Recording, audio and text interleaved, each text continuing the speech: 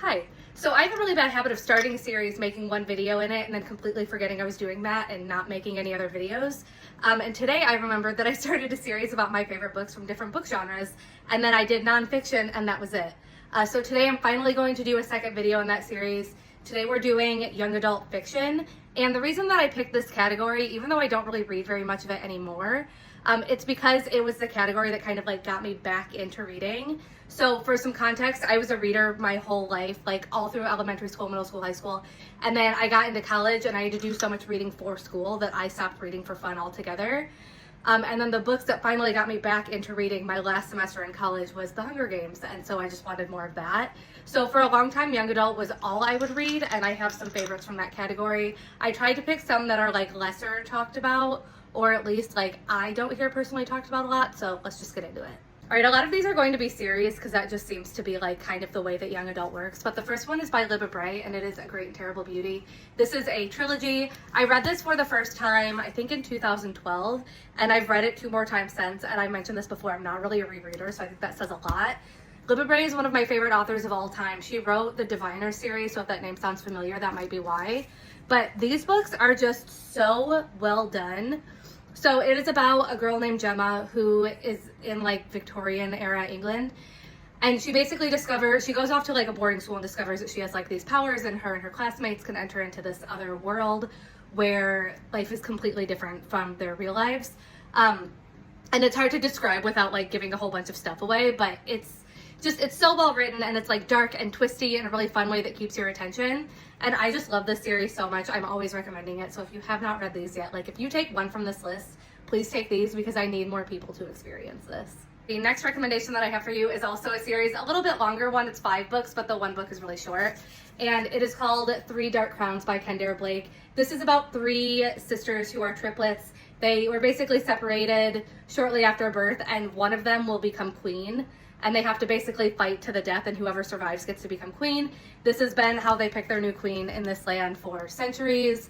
And it's always 3 girls. They always have to fight to the death. But even though I do think that like the YA like fantasy thing is a little bit overdone for me, this one really stood out because it was like nothing else that I'd ever read before.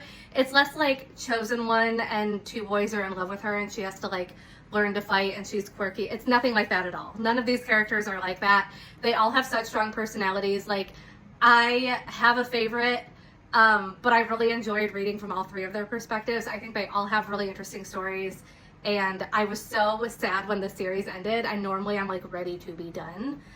This is incredible, and also the covers are really fun, and I love that they all match. So this one is yet another series, but it's the Truly Devious series by Maureen Johnson. This one I do hear talked about quite a bit. So you have the initial trilogy, and then these were kind of like surprise books.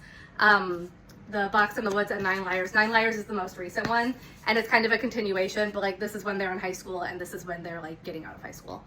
But this is basically about a girl named Stevie. She has like a gift for solving crime, so she gets accepted into this special academy where everyone is kind of on their own trajectory, like it's a choose your own major kind of thing. And she gets accepted because of her ability to solve mysteries, and there's a mystery surrounding the school. So these 3 are about her like solving that mystery.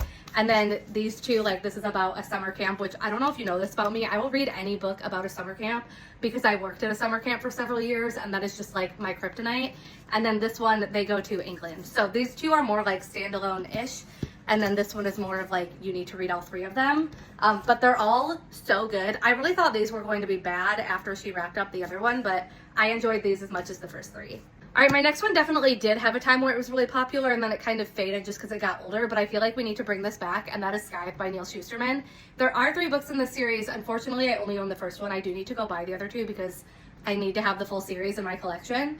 But this is another good example of YA done right, I think. Even though it is like post-apocalyptic, and there is like main characters who are like a boy and a girl, and there is kind of like something there, it's still not the cliche young adult, like, oh, they're gonna fall in love and like live happily ever after despite the circumstances. Like, I think this book is so much more plot focused than it is like romance or like any kind of cliche. It also is a completely different plot than I've ever seen before. So basically this is like hundreds of years from now, AI has kind of taken over, and we have evolved so much as humans that we don't die anymore.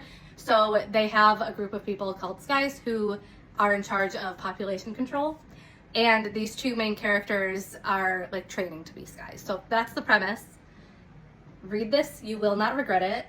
They are a little bit longer books, but like these are more books that I did not want them to end. I thought these were so good. My last recommendation is my only standalone novel. It is The Rest of Us Just Live Here by Patrick Ness. Patrick Ness is another one of my favorite authors.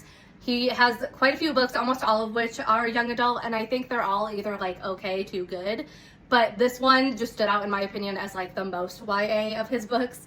And it also was one of my favorites because it pokes fun at that whole like chosen one thing. So basically the main character in this book, or the main characters in this book, are like the other kids who are separate from the chosen one, and he has these little blurbs about what the chosen ones are doing while they're all out like living their lives. It's LGBT, it's super well written, it's like heartwarming. I haven't read this one in a really long time, so I don't remember like all the details about it, but I know that I loved it, and I just think it's such a fun premise.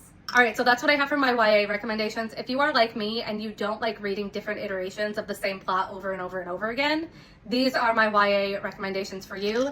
And yeah, if you have any requests for which genre I do next, let me know in the comments.